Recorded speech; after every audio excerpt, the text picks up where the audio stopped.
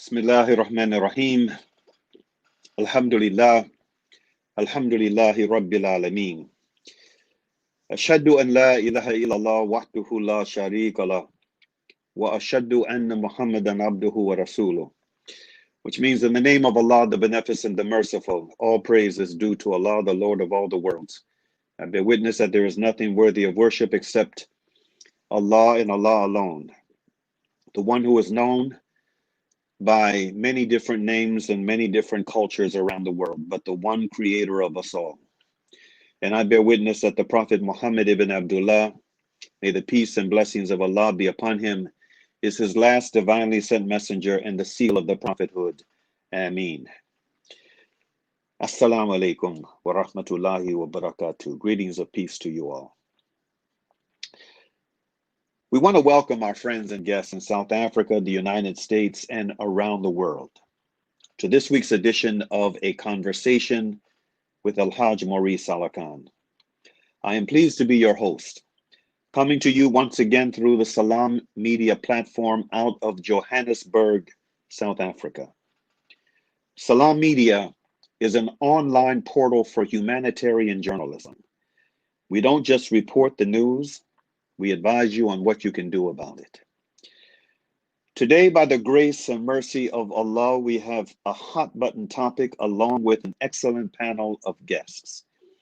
Our topic for today, international perspectives on the upcoming U.S. elections. The 2020 U.S. elections, which are now just 2 days away, are of interest and concern to people around the world.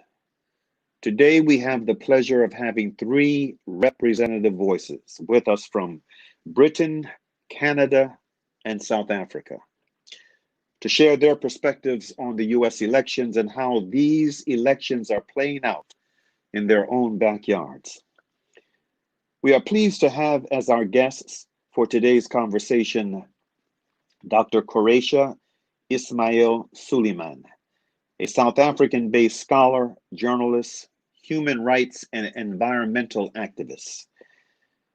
Mike Palecek, an Ottawa, Ontario-based political activist and a former union leader.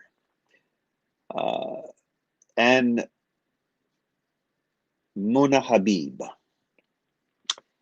a British journalist with the Daily Times of Pakistan.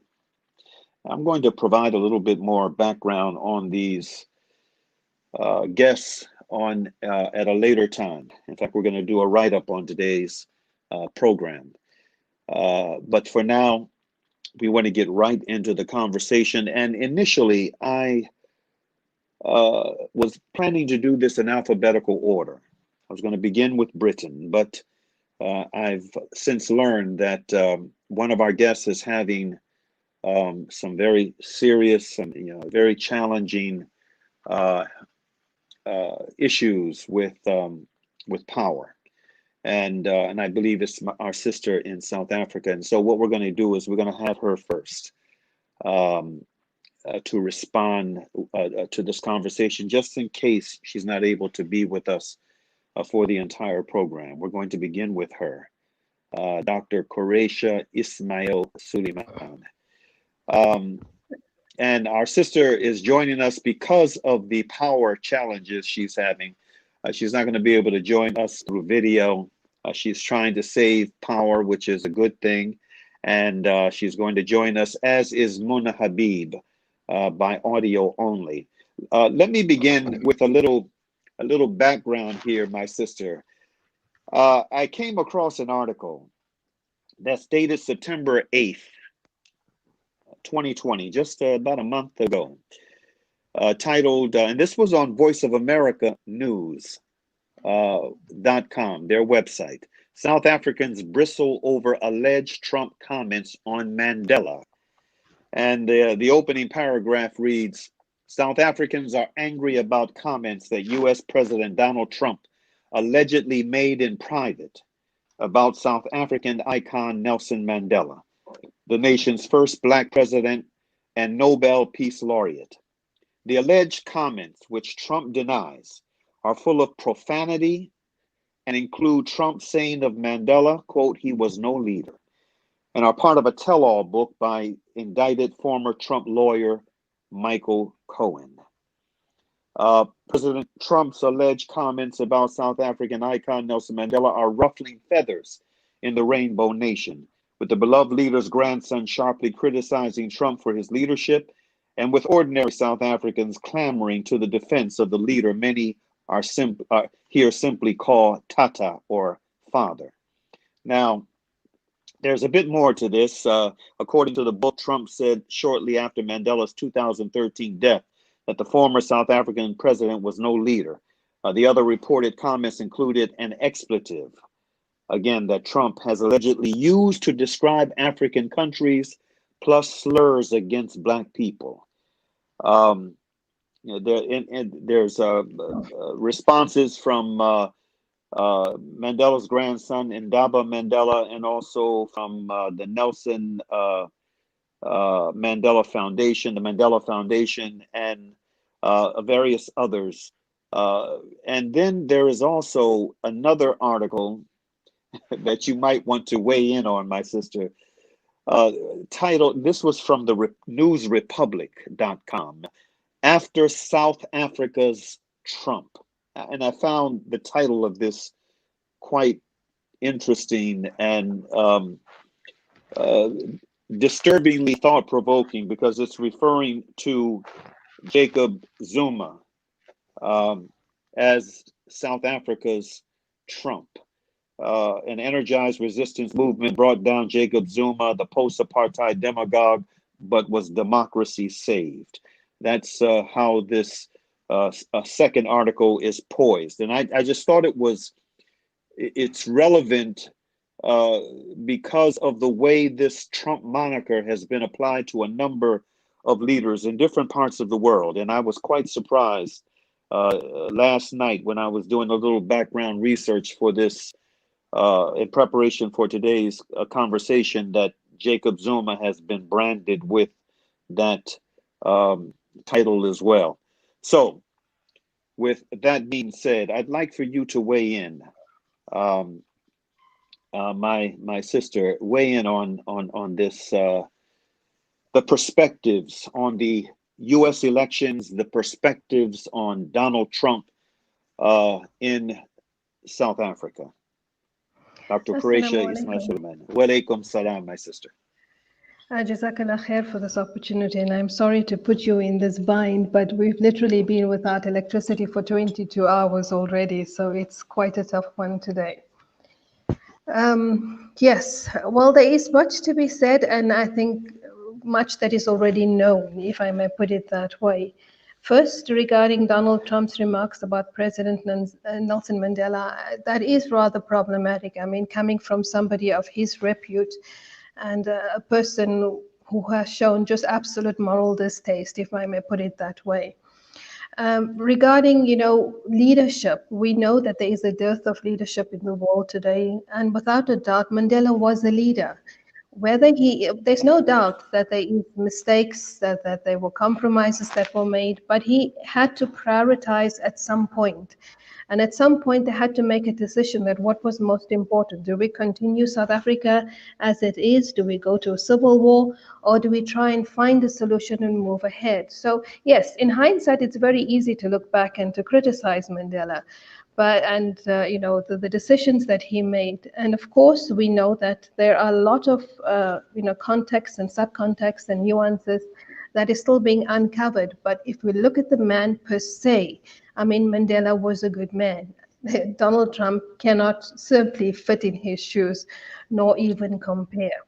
So if you look just at the mark of a leadership, it's, there's a very good quote by the ANC that said, it's not how many enemies you create, but how many friendships you cultivate. And that's exactly what one thinks about when one thinks about Mandela. So that is something that needs to be considered. But I mean, it's consistent with what Trump has been doing. I mean, referring to African countries as shitholes and things like that. So it's not something that we should find, serious. I believe much of what Donald Trump is doing is engaging in a politics of scapegoating. So you look to blame others, to run others down, to make everybody else look worse than you are. It's just a way up in many ways, and the ANC is doing no different in South Africa, unfortunately. With regards the U.S., the role of the U.S., a Trump presidency, a Biden presidency, honestly, it's much of the same. U.S. foreign policy, if you look at it, has been more or less consistent in terms of Africa, whether it's been a Republican or a Democratic president, although some have done a little bit more in one sector and others might have done more in another sector. The US has used, concepts such as human rights and democracy as a variable that they have played with. It has never been consistent. There hasn't been commitment. Those things have always been expandable depending on the US's potential to benefit. So national interest has always been prioritized over African lives. Very often we have found that the US has stood with African states and African leaders rather than the African people. And these are things that Africans must consider. By and large, I think the African population is maturing. The younger generation is becoming far more wise, although in many concepts or many ways, they're still very enamored with the Western lifestyles, with glamour of the West, with what they think is modernity and progress and development. But the others who are more educated, who are beginning to now, critically evaluate the global context, now recognizing the devastation that comes from Western states, but at the same time are hamstrung because of the fact that we have terrible leaders. I mean, Africa has, perhaps some of the worst leaders in the world, and rightly so if one thinks about it. Just consider the US at the moment. It's two old white men competing for power. And in Africa, we've always had old black men, fighting to stay in power. Yeah. So it's just a change in color, but the boys club is exactly the same. The mentality is the same. They will expand their people, their citizens, their populations for their own benefit. If you look at the previous presidency, they did a lot. I mean, many US regimes have contributed to, especially to the health and development sector in Africa. They have contributed, towards building up like the Centers for Disease Control in Africa. But at the same time, also Africa has been a toy in their hands. So it's expendable, just like Muslim lives are expendable, African lives are expendable. What the Biden presidency is going to offer that's different to the Trump presidency, it's hard to say, because if you really look at it, what is very much different between Republican policies and democratic policies? They're more or less the same. The administrations work more or less the same. Perhaps one is a bit more inward focused and the other one is not. So Africa will benefit, of course, more than if Trump comes in, but I see it more as a continuation of the same.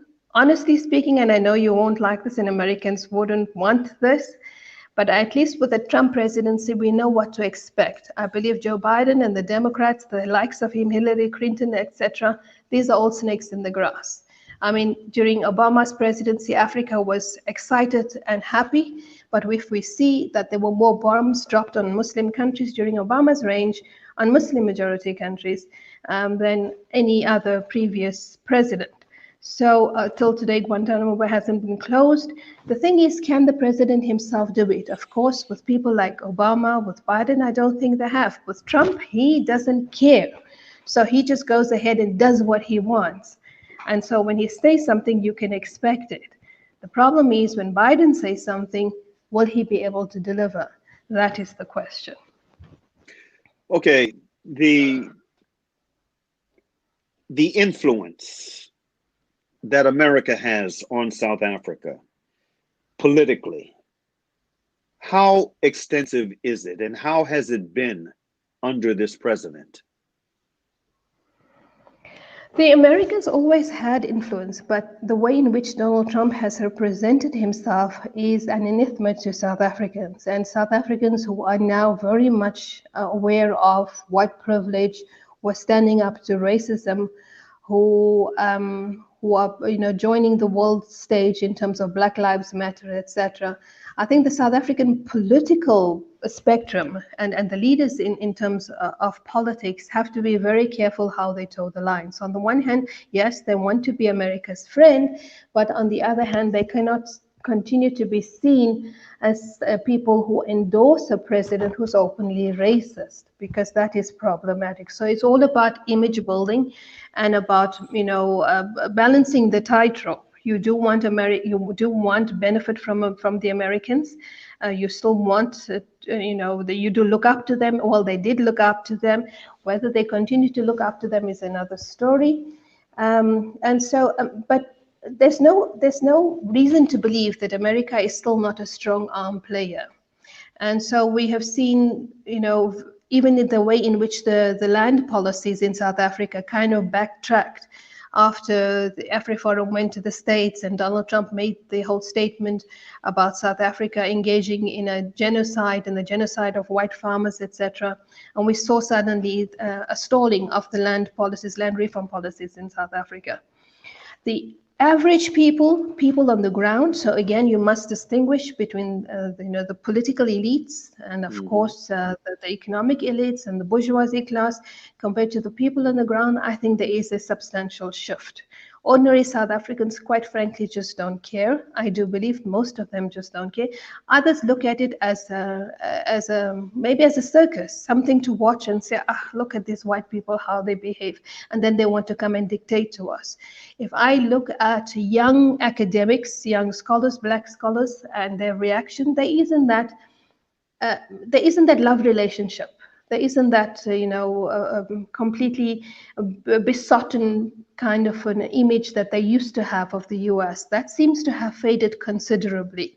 And they are beginning to question, what is this absolute, how shall I say, one's emergence in the US? Why are people so enamored by them? There's nothing to be enamored about. Social media has brought the atrocities that has been perpetuated in the US, especially against Black people, the police violence, the incarceration, the military-industrial complex. All of these issues are becoming known to the average South African people. I'm talking about younger, academics, younger students, people who are politically active. And so they do not see this as something to aspire to. But they also recognize that there is much that the US can offer. And I'm afraid that with the Biden presidency, a Biden win, South Africans might be trapped again into believing that the US will deliver, and we know it won't. So it might again just create this false impression of hope, but there's very little hope that the US can offer. If you just look at their track record, the history, US has never really been vested in Africa for the sake of Africans. It has only been interested in Africa for its own benefit. Mm-hmm. Thank you very much, sister. Now, I hope that you're going to be able to stay with us. Yes, inshallah. I seem to be doing fine. Okay. We're gonna move now to our sister Mona Habib. Again, Mona is a journalist, and for our brothers and sisters in the U.S., she is subhanallah. The university now is escaping me. But anyway, she's a graduate of one of the universities in New York, Columbia School of Journalism, here in the U.S. We want to bring her on now, but Mona, I'm going to do the same thing with you that I did with our sister, Dr. Sooliman, Sooliman, and that is I'm going to share a piece of information, a bit of information from in this case, a website, democratsabroad.org. Um, I came across this again in preparation for this conversation, and this is a very provocative statement, well, an article that's titled "The British View of Trump." The British View of Trump. I'm going to uh, lay the foundation for my first question to you with the opening paragraphs of this article. Uh, Someone asked, why do some British people not like Donald Trump? Nate White, an articulate and witty writer from England, wrote this magnificent response. Quote, a few things spring to mind. Trump lacks certain qualities which the British traditionally esteem. For instance, he has no class, no charm, no coolness, no credibility, no compassion, no wit, no warmth, no wisdom, no subtlety, no sensitivity, no self-awareness, no humility, no honor, and no grace. All qualities, funnily enough, with which his predecessor, Mr. Obama, was generously blessed. So for us, the stark contrast does rather throw Trump's limitations into embarrassingly sharp relief. Plus, we like a laugh. And while Trump may be laughable, he has never once said anything wry, witty, or even faintly amusing. Not once, ever. I don't say that rhetorically. I mean it quite literally. Not once, not ever. And that fact is particularly disturbing to the British sensibility. For us, to lack humor is almost inhuman. But with Trump, it's a fact. He doesn't even seem to understand what a joke is. His idea of a joke is a crass comment, an illiterate insult, a casual act of cruelty. Trump is a troll, and like all trolls, he is never funny and he never laughs. He only crows and jeers. And these were the opening lines for this interesting article on this website. Now, my question to you, my sister, has anything changed since this article was published in the summer of last year, 2019? And what is your read on the British opinion of U.S. President Donald Trump and the upcoming elections? Are you with me, Mona?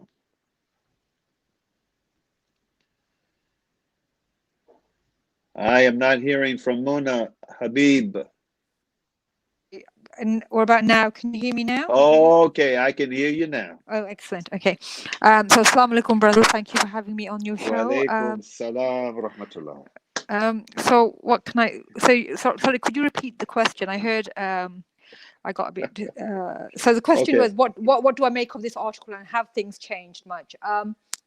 Well, look, the Brits are renowned for our classism. Okay, we are, Boris Johnson is, shamelessly of the 1.01% aristocracy, right? So it's not. The snobbery is very subtle in the UK. So, I mean, this is quite blatant. But I guess, and I am not a supporter of Trump. I think most of his policies and the way he conducts himself are egregious. However, I do think that Boris Johnson is just a very sophisticated, intelligent version of Trump. So whoever wrote this article is actually not just thinking about what is happening in our own backyard with Brexit and with how we have dealt with a lot of issues. I mean, look what Boris Johnson was. I don't know if you followed this about the women in hijab, calling them lampposts. So, and then it was, so he will make these jokes, etc., but they're accepted in the UK because he does it with a posh accent. So the Brits look at Trump, and because he doesn't speak well, he doesn't, articulate very well, and his policies are very, how can I say, ill thought out. In fact, he doesn't even have any policies. Let's not give him that much credit. But my point is that this article is very much about a percentage of Brits. I mean, and then what you'll find is that ultimately the Brits are watching the elections now with some amusement, because they're sort of thinking, what an idiot, you know, here we are, this great imperialist, once now in decline, very much like the US, as a great power. And we are watching the demise of the US under this man. And nobody really takes him seriously. I mean, if you look, everyone's just waiting him out. No one really, the climate accord, everything that he has withdrawn from. I mean, I don't know if your viewers are watching or following this, but Britain very much wants to have a free trade deal with the US post-Brexit. And Britain very much needs that in order for us to survive, Britain to survive, because we won't have Europe anymore. So a lot of trade, we are banking on the US. So we do need Trump. So regardless of whatever the Brits think about Trump, if he gets in again, they will welcome him, as they have done before. So although this person may have wrote this, I actually think, fine, it's okay to have your personal views about Trump, but it's not really going to change the British and American relationship moving forward. And this is going to be the same with all the diplomats and whoever the prime minister is. I mean, as you know, Boris Johnson has a very good relationship with Trump, and in fact, he will be hard pressed to then cultivate a good relationship with Biden, because although they both may be statesmen and civilized and intelligent, their views fundamentally different. Biden doesn't agree with Brexit, and Boris did. So I think, although there's this article, it's a very small percentage of how Brits are thinking long term. Okay. Tell me this. Speaking of Boris Johnson, has there been any changes, any discernible changes in his character and approach to politics since he got hit with COVID? Well, I think he's aware now that it is a serious threat. And, you know, he's like most countries who have, most developed countries who have fared very badly under COVID, because they haven't put people's health first. So they remained open. The economy tanked, which it has in many countries. But he announced a lockdown yesterday because he's actually listening to scientists now. There's a big difference here, because Trump continues to ignore scientific advice, continues to ignore that COVID is a problem, is an issue, and a crisis. We are in a crisis in the US, but at least Boris Johnson acknowledges, much to his credit, that this is a crisis, a pandemic, and the economy is going to take a hit. But fortunately, people's lives are more important to him rather than the economy. So that has, I think, given him some, having COVID gave him some humility, I think, and sort of made him think that this is not just about, the economy and businesses, etc. So, and if you look at how both of them have a handle, like Trump came out and said, actually, I'm cured, right? So how so that is a stark contrast as well. So I do think Boris Johnson actually has fared better after he was treated for COVID. Interesting. And it's worthy to note, it's worth noting, I don't know how closely you and the other guests have been following the campaigning going on in these final days, but Trump, as it pertains to COVID, and for the longest time, the United States was the epicenter of the pandemic in the world. This man, nevertheless, has demonstrated a very callous indifference towards his base, the people that are blindly and emotionally supporting him, having these packed rallies with the vast majority of those coming out to hear and see him not wearing masks, no social distancing. I mean, that's just out completely off the charts. But I mean, not even wearing masks, the vast majority of them. And he continues to have these packed rallies demonstrating that, you know, at the end of the day, he's not concerned about anything or anyone other than himself and his interests. I was pleased to see what Boris Johnson did with the announcement for the renewed lockdown because of the growing number of cases, the resurge that's taking place in Britain. But you know, there is this, at least there is this this favorable distinction, favorable, you know, in regard to Mr. Johnson, you know, in terms of concern being demonstrated for the people that he has responsibility for as, you know, the primary leader in that country. Before we go ahead, but just to that point, Mauri, you know, when you talk about his base and his supporter base in the Democratic, in the debate recently when the COVID issue came up, there was a stark, you know, Biden said that this is a health issue and he would take precautions, whereas Trump was, you know, made it blatantly clear that the country needs to remain open because money matters more to him than people's lives. Right. But his supporter base, they accept that and they are of that mindset. So ultimately, you choose the people that people choose the leader who represents them. So if Trump is voted in again, it's like I say about Britain, we represented our leader and he reflects at where we are in the world and where our value system is. So if Trump is voted in, nobody has anyone but to blame but the American people themselves. So that's where I feel about that. So if they're coming out without masks, then that will be to them, to their detriment later on. Yeah, at the end of the day, every group of people, every nation of people get the leaders they deserve. Yes. Before I move on to Mike Palecek, I want to ask you this question. We've been talking about Boris Johnson, and you've made reference to the you know, the upper class in Britain and their view of things politically, socially, etc. What about the average man and woman on the street? Is there much discussion from what you've been able to discern about these elections coming up here in the United States? We're just 2 days away.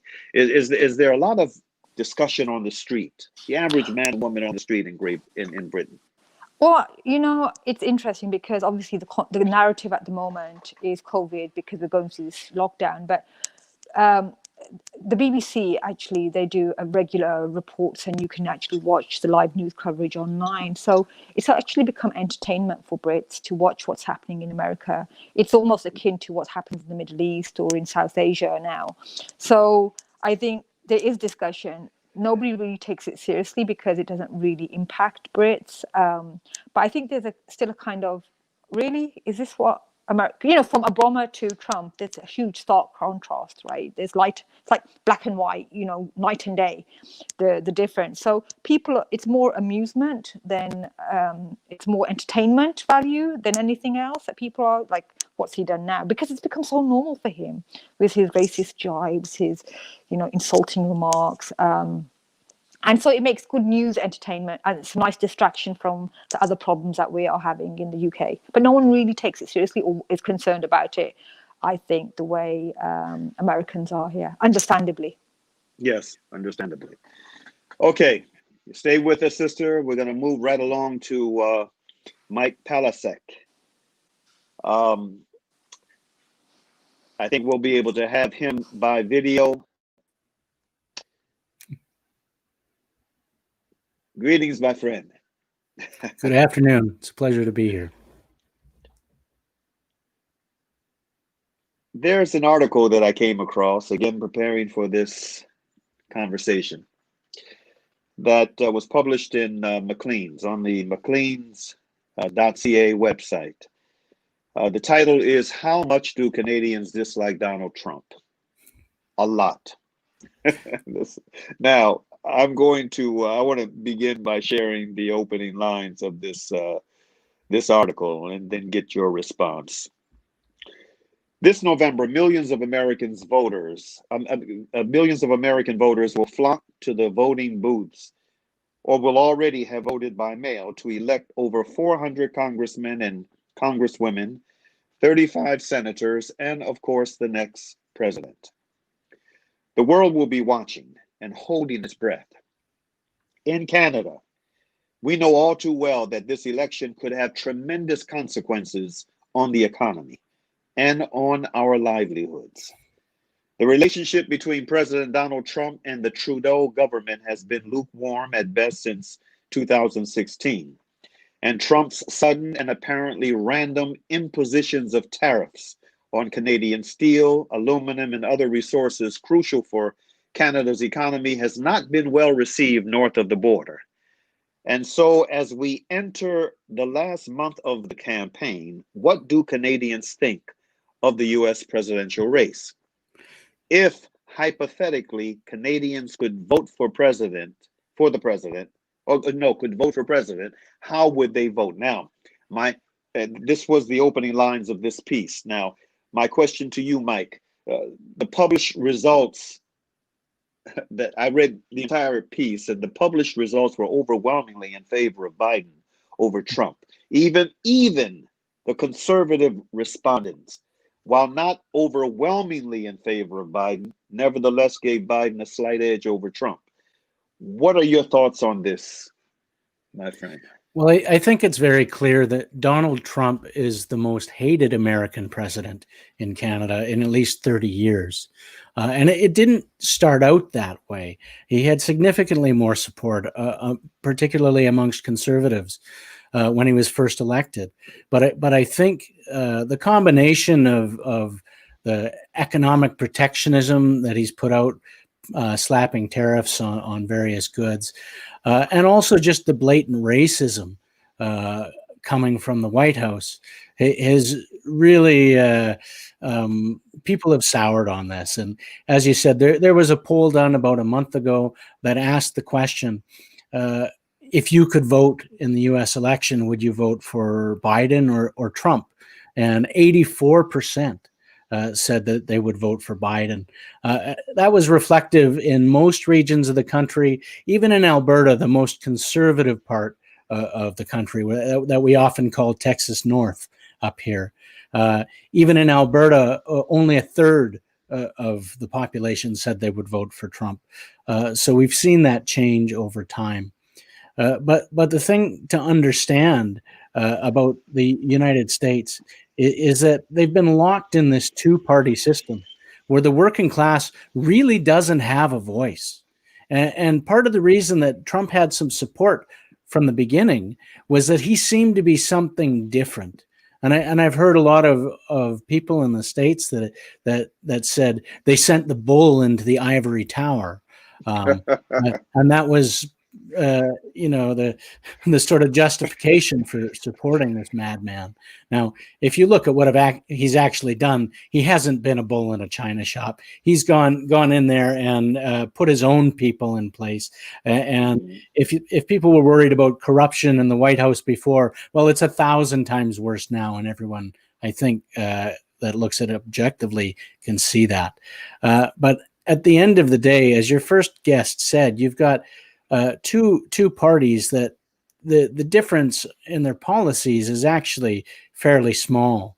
And if either of these candidates were running for election in Canada, they would be the most right-wing leaders in the country. Even the leader of the Conservative Party here in Canada, if he tried to put forward anything like what Biden is advocating for on healthcare, for example, he would be booed off the stage. So we have to understand that as well.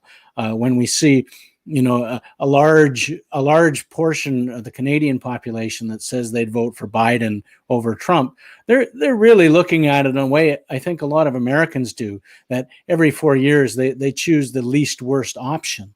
And a lot of people will be holding their nose to vote for Biden, even though they don't really like him, just because they want to get rid of Trump. Mm-hmm. You know, on that point, and getting back to this article and the statistics provided, which were really thought-provoking for me, and you just touched upon them. But for our viewers and listeners, 88%, you know, they broke it down into age groups. 88% of the younger demographics between 18 and 34-year-olds supported Biden, while 78% between the ages of 35 and 54 supported Biden. And 86%, this was really interesting, 86% of the voters age 55 and above supported Biden. I mean, wow. The Trump and his administration is not, really is looked upon in a very disfavorable way, right there in our next door neighbor's backyard. I mean, just very unfavorable, and it raises the question for me, you know, how much emotional investment is there in this election that's going to take place here in the United States 2 days from now? How much emotional investment is there in Canada? Well, I think most people here are watching with bated breath. There's a lot of concern about what happens if either side doesn't accept the results.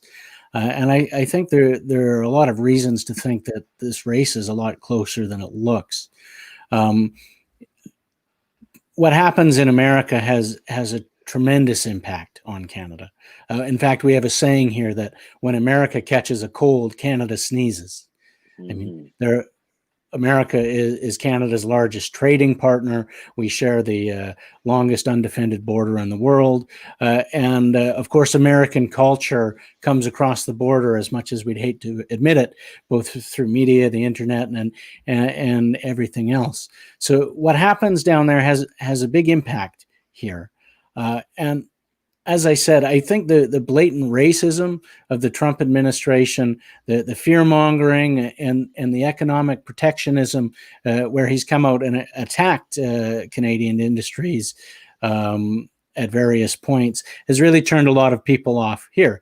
That being said, of course, we don't get a vote in this election. So I think a lot of Canadians are holding their breath and waiting to see what happens. Indeed. That brings me to another article I came across, this one from USA Today.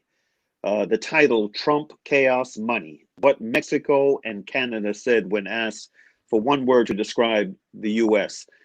There's this one paragraph I want to share with you and get your thoughts on. President Donald Trump. Trump's last name is by far the most frequently mentioned word in Canada, followed by various mostly negative characteristics such as chaos, confused, and bully. In Mexico, Trump also features prominently in response to the question, but the most commonly cited words are money, work, and migration. This is in Mexico, alongside more negative expressions like discrimination and racism. How much of an impact, first of all, your thoughts on this quote that I just shared with you from this second piece, and how much of an impact has the Trump administration's decision to close borders and to clamp down on internationally recognized immigration refugee law? How much of an impact has this had on Canada, to your knowledge? Well, certainly there's opposition to the sort of Islamophobia coming forward from the Trump administration, and I think Canadians would like to define ourselves against that. But in truth, Canada's got plenty of problems with racism and Islamophobia as well. It doesn't have the same voice in the political apparatuses that it does, say, in the United States, and certainly they've captured the White House. When you see people putting forward those types of ideas here, they're very quickly moved to the fringes of the political spectrum. Certainly in the Conservative Party, we've seen various voices trying to capitalize on racist elements, and although they've been able to rally some of the base of the party around this stuff, it's tended to fall flat overall, and would certainly fall flat on with the broader audience. But I think what's particularly dangerous about the Trump administration is the opening up of the administration, the opening up of the Republican Party to outright fascists, to people that are that previously did not have a voice and shouldn't have a voice in politics. Those that are advocating outright racism, the bashing of minorities, the bashing of immigrants. I mean, it's really straight out of the reactionary playbook, and in a lot of ways, I think there's more reason to be concerned about what comes after Donald Trump. What has he opened the Republican Party up to, and whether or not it moves further to the extreme right, to the embracing of the Proud Boys and others. Not long ago, neo-Nazis didn't have any sort of voice on the national political spectrum. I don't think you can say that today. And what about in Canada? Well, this element. Yeah, certainly there are far right organizations in Canada, and they're organizing in Ontario and Quebec and Alberta, and there's pushback against that. We certainly have our own problems with these elements here. I don't want to paint it as if it's a rosy picture up here where racism doesn't exist, even though that's the image that the government would like to put out sometimes. But I don't think they've been opened up to the credible voices within the political system in the same sort of way. Now, you're a former union leader. Since taking office in 2017, Trump has clashed with Canadian Prime Minister Justin Trudeau over a range of issues, from climate change to the North Atlantic Treaty Organization, military alliance commitments, etc. How much of this is, factors into the conversation on this presidency and what post-November 3rd portends on the Canadian street? Well, I think it impacts people. I think it's fairly clear that our Prime Minister Trudeau likes to score political points by comparing himself to Donald Trump, but he walks this strange line where he doesn't want to criticize him outright because that shuts off certain avenues for him to actually work with Trump on certain things. But he does like to score political points off of the contrast between the two. I'm no fan of Justin Trudeau. This is the Prime Minister that revoked my union's right to strike and ordered postal workers back to work. So I don't think Justin Trudeau is any friend of the working class, but he does define himself against Trump on issues like climate change, where Donald Trump denies it exists and won't do anything on climate change. Justin Trudeau acknowledges that climate change is a huge problem and still won't do anything. So there are some differences. Okay. This this hour is going so fast. What I want to do now is I want to come back to my South African sister, Dr. Sooliman. And I want to, and I pray that she is still with us. I want to give each of you an opportunity to make any final comments on this topic that you feel are necessary to bring to the fore from your perspective. We're gonna begin with you, Dr. Sooliman. Any thoughts on this topic and what you really feel needs to be said and understood from South Africa? Jazakallah for that, Brother Mauri. I think that from a South African perspective, and it is, I would say almost, I'm quite convinced it's across the globe, that the US elections for citizens of the globe now serves as a theatrical dimension.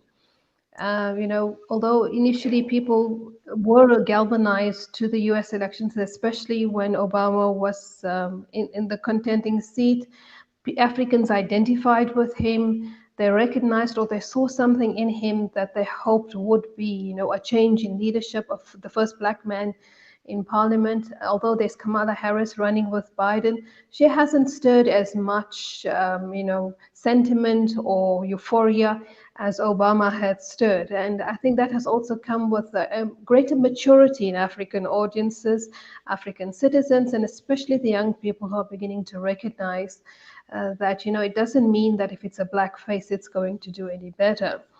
So with regards to the US elections in Africa, I do believe, and you spoke about that article about Trump and Zuma. There is, although there are similarities, one must recognize that during the Zuma presidency, we were still dealing with a very immature and still an adapting civil society and citizenship that was still getting used to the political process. Democracy is relatively new in South Africa for the vast majority of people. And it is something that has been in the States for for centuries. So if you compare the maturity in terms of participation and the level of maturity that is expected, one could say that the South African people in choosing Zuma were hoping for a president who was more in touch with the people. They considered Mbeki to be aloof and outward looking, and they wanted somebody who spoke their language, danced like them, responded and reached out to them. Somebody who was not aloof. The people in choosing Donald Trump chose him. Also, maybe they wanted Donald Trump to respond to American issues, but they were fully cognizant of his racism. They were cognizant of his white supremacist ideologies. They were cognizant of the way his brashness, that article that you read out to our guest in the UK, exactly about Donald Trump's traits. Those are not something that I would say one could easily label or put onto Zuma. Zuma was considered a people's person. He was funny. People responded to him. He was humorous. He was, for many Black people, he was kind. He was generous. He responded to them. They appreciated his humility. Things changed much later into his presidency, and then he obviously got very corrupted. So there is a big difference in terms of the man and the policy. Finally, all I can say is that what we need is for democratic presidents or US presidents to be more responsive to African aspirations and interests. But I mean, that's like, wishing for a star, because if you really look at it today, every leader is focused on his own nation and is very unlikely, to prioritize another nation, another people, and especially Black people over their own. Thank you, my sister. And in fact, I want to have all three of you back. And inshallah ta'ala, we want to have a discussion with you, Dr. Quraysha Sooliman, specifically on Africa and what is taking place in South Africa, and maybe we can weigh in on some of the unfortunate developments that we have been seeing in Guinea, West Africa, and also Nigeria of late. But inshallah ta'ala, we will definitely be in touch. I want to go to Sister Munna now, Habib, and I want to invite you to share some final thoughts. Anything that has come to mind in the course of this conversation that you feel the listeners, the viewers need to know. Assalamu alaikum again. Walaikum salam. And so just two final thoughts for me. And something that I'm sure we as a nation, and I think you're seeing this globally now, we no longer look for moral leadership or moral accountability in our leaders. So I think another thing I thought about was about this article that you read out to me. It's no longer, and this is the global thing. We don't look for moral accountability in our leaders. We just want them now as people all over the world to see what benefits us.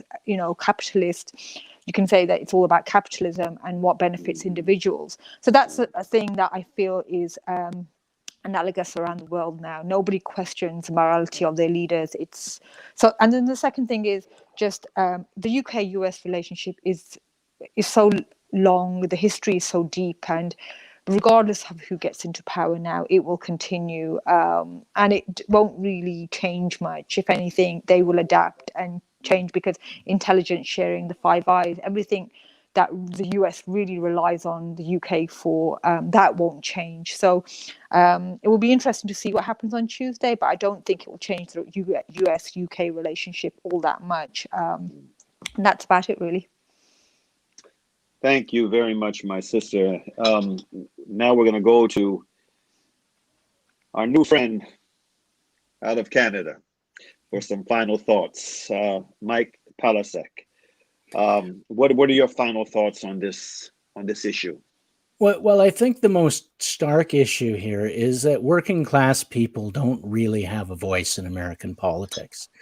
In most other industrialized countries, you have some form of labor party that the trade union movement has coalesced behind.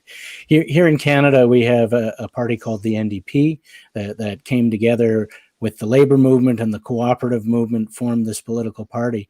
And they've never even held office at the national level in Canada, but their existence was enough to drive a number of reforms, such as public health care in Canada, so much so that the first leader of that party was voted the greatest Canadian in history, even though he was never prime minister. So I think what's really stark about the American election is that people are basically being forced to choose between the decades-old tired policies of neoliberalism and war, which hasn't been good for working class people there in any stretch, or some reactionary proto-American fascist administration that's opening the door to all of these horrendous attacks against people. So I would hope to see that over the next 4 years, maybe that situation will change. Maybe there will be an opening for something better. But certainly, even though we say that their economic policies may not be all of that different, you look at the difference for women and women's rights, for LGBTQ people, for people of color, and you can see why an awful lot of people are going to hold their nose and vote Biden. I would just hope that 4 years from now, there's a better option. Thank you. Thank you. Dr. Quraysha Ismail Sooliman, Mun Habib, Mike Palecek, I want to thank all three of you for this very valuable conversation that we've had on this very sensitive and extremely important issue. I'm sure that all three of you are going to be following closely what happens here in the U.S. over the course of the next few days, especially after November 3rd, irrespective of who wins. I want to say to my